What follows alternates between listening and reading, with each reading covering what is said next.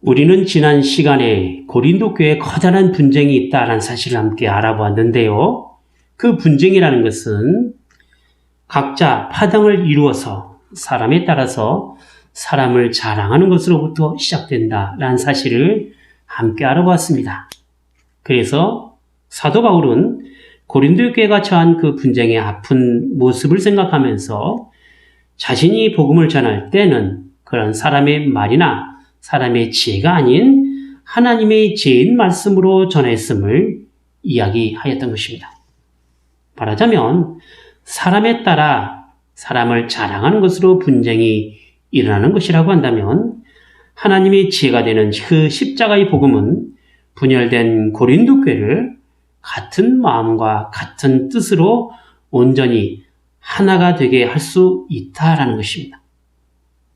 사람이 주인이 아닌 하나님이 주인이 되는 그런 교회, 사람의 지식이나 지혜가 아닌 하나님의 지혜인 복음의 증거가 되는 교회가 바로 하나님 보시기에 합당한 교회다, 이렇게 말할 수 있는 것이지요. 오늘의 말씀은 인간의 화려하고 멋진 말이나 지혜로 사람이 교회에서 높임을 받아서 그 분쟁의 상태에 놓여 있는 고린도 교회를 향하여 하나님의 지혜인 십자가의 도가 세상의 지혜와 비교하여 얼마나 큰 능력이 되는가를 이야기하고 있습니다. 바울은 지금 고린도 교회의 분쟁 앞에서 하나님의 지혜인 십자가의 도를 언급함으로써 사람을 자랑하는 것으로 교회가 하나가 되지 못하는 것은 결코 지혜로운 것이 아님을 가르쳐 주고 있는 것입니다. 그래서 십자가의 도가 어떻게 역사 가운데 사람의 지혜인 세상의 철학보다 더 나은 지혜가 되고 또 능력이 되는가를 설명해 주고 있는 것입니다. 그리고 여기에는 하나님의 지혜와 세상 지혜, 그리고 유대인과 헬라인이 구하는 것을 비교함으로써 어떤 것이 참다운 지혜가 되고 어떤 것이 미련한 것인지를 알아서 우리가 찾고 구해야 할 것이 무엇인지를 말씀해 주고 있는 것입니다. 이제 본문을 살펴보면서 교회가 가져야 할 하나가 되는 것에 대한 바울의 권면을 함께 들어보도록 하겠습니다.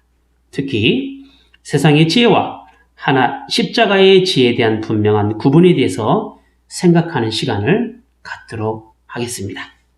자, 우선 첫 번째로 십자가의 도가 구원을 얻지 못하는 사람에게는 미련하게 보이게 되지만 구원 얻는 사람에게는 능력으로 나타나게 된다라는 것입니다. 18절 말씀을 보겠습니다. 십자가의 도가 멸망하는 자들에게는 미련한 것이요 구원을 얻는 우리에게는 하나님의 능력이라 라고 했습니다. 자, 여기서 말하는 십자가의 도가 과연 무엇일까요? 예수님께서 십자가에 달리셔서 돌아가신 일에 대한 그 가르침일 것인데 그것은 바로 아들 예수 그리스도를 이 땅에 보내시고 그 십자가의 희생과 죽음을 통하여 죄인을 구원하시는 하나님의 역사다, 이렇게 말할 수 있습니다. 십자가가 우리에게 무엇을 가리키고 있느냐 한다면 죄를 지어 죽어 마땅한 인간을 대신하여 죄 없는 예수님께서 십자가의 죽음으로써 우리를 그 죽음의 자리에서 다시 살리신 구원에 있다 할 것입니다. 물론 우리를 구원하시기 위한 예수님의 십자가는 하나님의 약속에 따른 성취 내용이 그 안에 이미 들어가 있습니다. 이것은 하나님께서 최초의 인간들과 맺은 언약을 그 시작으로 해서 오고 오는 후손을 통해서 맺으신 언약입니다. 그래서 인간을 구원하시는 그 임마누엘의 옛 언약이 예수 그리스도를 통해서 이루어지게 되고 이제 그 언약의 실체인 예수 그리스도께서 십자가로 하나님과 인간과 맺은 언약을 완성하시고 하늘로 오르시고 또 다시 오심으로써 새 언약을 통해서 모든 것이 회복되게 하시는 그것에 있다라는 것입니다. 우리는 이러한 약속을 구약과 신약으로 정리된 성경 말씀을 통해서 하나님의 말씀으로 알고 믿게 되는 것입니다. 결국 성경인 하나님의 말씀은 하나님의 약속된 내용이 있고 그 약속이 예수 그리스도를 통해서 신실하게 이루어지게 되는 것입니다. 따라서 이런 십자가의 도는 하나님의 약속 안에 있는 사람에게는 구원으로 나타나게 되지만 하나님의 약속 밖에 있는 사람은 구원에 이를 수 없게 되는 것입니다.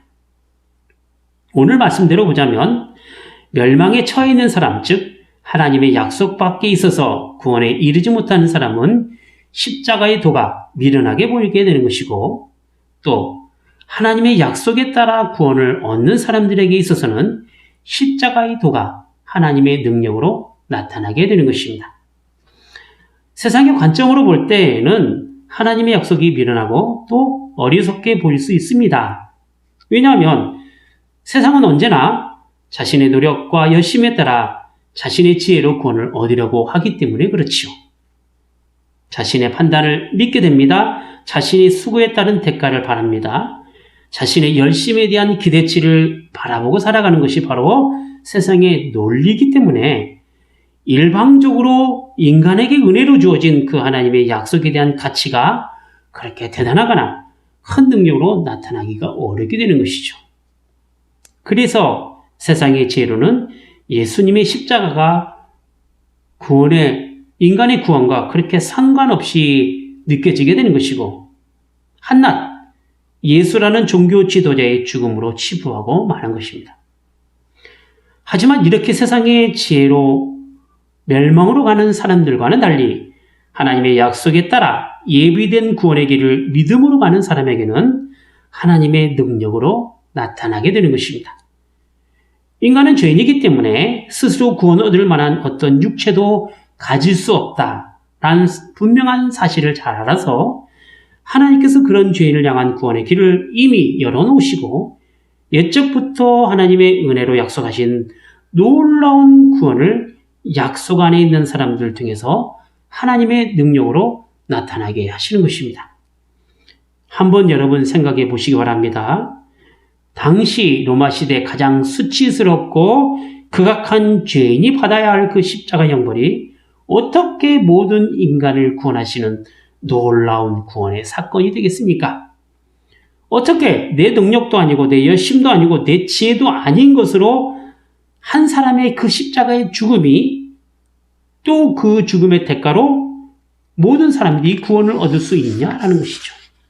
이건 인간의 생각과 세상의 학문으로는 도무지 이해할 수가 없는 것입니다.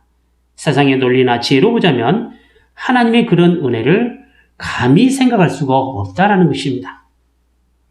그런데 하나님께서는 그렇게 당신의 일하심을 인간의 지혜가 아닌 하나님의 방법으로 하셨다라는 것입니다. 이게 바로 하나님의 지혜인 것인데요. 하나님께서는 인간에게 행한 그 구원의 놀라운 일들을 이미 창세전에 계획하시고 우리 어떤 공로나 어떤 수고에 따른 대가 없이 그저 약속에 따라 그 구원을 누리도록 하신 것입니다. 그런 점에서 하나님의 구원이라는 것은 이미 믿는 자에게 주어졌고 이미 이루어진 것으로 볼 때 그 구원은 과거형이 되고 우리가 이 땅에서 현재 구원을 누려가야 된다라는 점에서 볼 때 그 구원은 현재형이 되며 앞으로 그 구원이 장차 새하늘과 새 땅을 통해서 완성된다라는 점에서 보면 그 구원은 미래형이 되는 것입니다. 이처럼 하나님의 능력이라는 것은 이미 얻은 구원에 따라 온전하게 이루어질 구원의 완성인 그 하나님 나라를 소망하며 기쁨으로 구원을 누려가는 삶을 살아가는 것에 있는 것이죠. 두 번째로 우리가 생각해 볼 것은 인간의 지혜가 얼마나 무력하고 멸망받을 만한 것인가를 알아야 된다는 것입니다. 19절과 20절 말씀을 보겠습니다. 기록된 바 내가 지혜 있는 자들의 지혜를 멸하고 총명한 자들의 총명을 폐하리라 하였으니 지혜 있는 자가 어디 있느뇨? 선비가 어디 있느뇨? 이 세대의 변사가 어디 있느뇨? 하나님께서 이 세상의 지혜를 미련케 하신 것이 아니뇨? 라고 했습니다. 바울은 지금 세상의 지혜에 관한 이야기를 하면서 구약 이사야 29장 14절을 인용해서 설명하고 있습니다. 그건 뭐냐면 당시 아수르의 침입을 이스라엘이 앞두고 그 이스라엘이 세상의 정치적인 방법을 믿다가 실패한 사건을 인용하여 그 내용을 증명하고 있습니다. 말하자면 하나님께서 결코 영원할 수 없는 세상의 지혜와 총명을 멸하시고 폐하셨는데 하나님의 사람이 그런 세상에 한시적이고 언젠가는 없어질 그 지혜를 의지한다라고 말하는 것이 얼마나 실패할 만한 일인가를 그 예를 통해서 설명해 주고 있는 것입니다. 바울은 지금 고린도 교회가 처한 분쟁의 문제에 있어서 세상의 지혜로 해결될 수 없음을 분명하게 이야기하면서 영원할 수 없고 결국 없어질 세상의 지혜에 의지하지 말 것을 권면하고 있는 것입니다. 그리고 나서 바울이 20절을 통해서 세상의 지혜나 선비나 변사가 어디 있느냐라고 반문하고 있는 것이죠. 자, 이것은 세상의 지혜라고 말할 수 있는 헬라 철학이나 또 선비라고 일컫는 당시 서기관들이나 혹은 별을 통해서 논쟁이나 일삼는 변사들이 그 인간의 잣대로 무엇을 해보려고 하나 영원하지 못한 그들의 논리들은 결국엔 다 변하고 사라진다는 것을 말하고자 함에 있는 것입니다. 바울은 자신이 복음을 전할 때 논쟁의 상대가 되었던 그 헬라 철학자들이나 유대인의 서기관들이 스스로 자신의 지혜로움을 아무리 많이 내세우고 강조한다 하더라도 실상은 세상의 지혜라는 것이 전적으로 무능하고 어리석은 지혜가 된다라는 사실을 영원하지 못한 세상의 지혜에 빗대어서 이야기를 하고 있는 것입니다. 실제로 인간들이 만든 세상의 지혜라는 것은 하나님의 지혜 입장에서 볼 때는 영원한 진리가 아닌 까닭에 구원의 생명을 얻고 그 생명에 힘입어 살아가야 하는 소중한 인생의 삶에 있어서는 단순히 무능하고 어리석은 것으로 그것이 끝나는 것이 아니라 사악한 사단의 권력에 힘입어 하나님을 대적하는 강력한 세력이 되기도 한다는 것입니다. 여러분, 인간이 왜 타락했습니까? 그것은 바로 사단의 합리적이고 세상적인 논리로 인한 속임수에 빠져서 넘어졌기 때문에 그렇습니다. 보세요. 먹음직도 합니다. 보암직도 합니다. 탐스럽기도 합니다. 이것은 그 세상의 욕심인데 어쩌면 그것이 지혜로운 것 같지만 결국 그것이 죄를 짓게 만든 것이죠.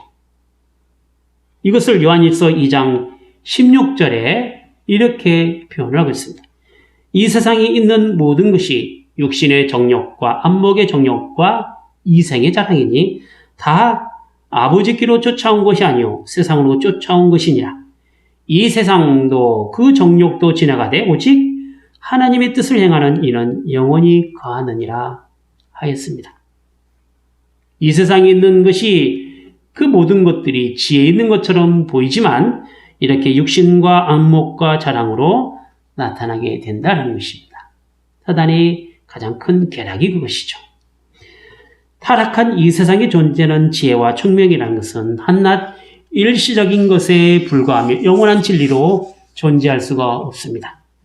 그런 점에서 타락한 이 세상에 지혜 있는 사람이나 탁월한 선비나 유능한 변사가 어디에도 영원히 존재할 수가 없다라는 것입니다.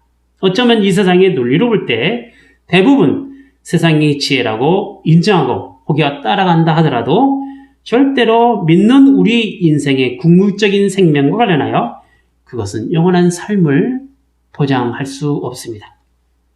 그렇기 때문에 제 아무리 대단한 학문을 이야기하고 철학과 과학을 이야기하며 그 지혜로움을 감탄한다 하더라도 하나님의 지혜로 보면 무익한 것밖에 안 되는 것입니다. 오히려 세상의 지혜를 가지고 인생을 살아가는데 구원의 잣대로 사용하는 사람들은 결국 하나님의 심판을 받게 될 것입니다.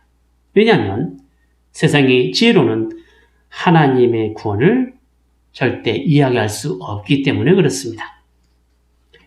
이제 세 번째로 우리가 생각해 볼 것은 하나님의 지혜가 어떻게 인생을 구원하고 있는지에 관한 이야기입니다. 21절 앞부분을 먼저 좀 보겠습니다. 하나님의 지혜에 있어서는 이 세상이 자기 지혜로 하나님을 알지 못하는 거로 라고 했습니다. 바울은 먼저 세상의 지혜로는 절대 하나님을 알지 못한다라는 사실로 하나님의 지혜가 세상의 방법으로 찾지 못함을 말씀해 주고 있지요. 자, 그렇다면 하나님께서는 어떤 지혜로 하나님을 알도록 하셨을까요? 바로 뒤를 이어서 이렇게 말씀해 주고 있습니다. 21절 뒷부분입니다. 하나님께서 전도에 미련한 것으로 믿는 자들을 구원하시기를 기뻐하셨도다 라고 했습니다. 하나님의 지혜가 무엇으로 한다고 했다고요? 바로 전도에 미련한 것으로 한다고 했습니다.